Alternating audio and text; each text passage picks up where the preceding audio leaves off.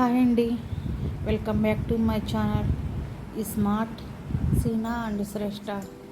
ఈరోజు మన వీడియో వచ్చేసి రాగిపిండితో చపాతీ అండి. ఈ రాగిపిండితో చపాతీ చేయడం అనేది నేను ఫస్ట్ టైం అండి ఇప్పుడు ట్రై చేస్తున్నాను.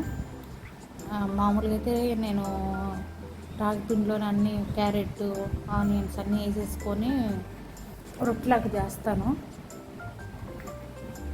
కానీ ఫస్ట్ టైం చపాతీ చేద్దామనేసి నేను యూట్యూబ్లో చూసి ట్రై చేస్తున్నానండి.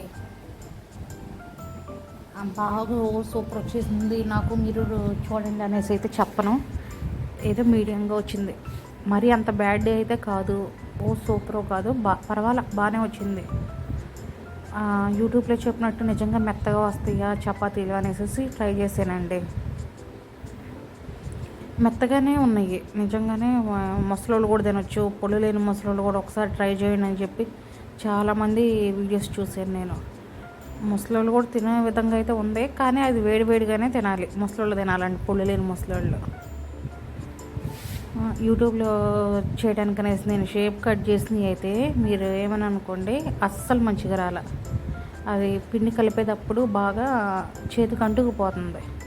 ఎవరు ఇట్లా ఆయిల్ రాసుకొని ఇట్లా చేయాలి, బాగా కలపాలి అట్లాగైతే ఎవరు చెప్పలేదు. మరి నేను చెప్పేది ఏంటంటే, ఇట్లా ఆయిల్ రాసుకొని నేను ప్లేట్కి కూడా రాసుకున్నాను, క్లిప్ మిస్ అయింది.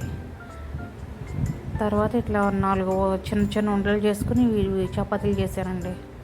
చాలా అంటే చాలా బాగున్నాయి తినడానికి.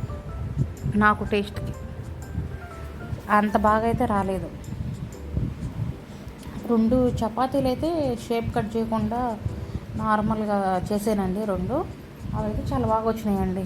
యూట్యూబ్లో పెడతాను కానీ కట్ చేస్తే ఆ 2 షేప్ చూస్తాను బాగానే వచ్చింది, కానీ ఇరిగిపోతా అంత మంచిగా అనిపించలే. ఏదన్నా మసాలా కర్రీతో తింటే మాత్రం చాలా బాగుందండి టేస్ట్.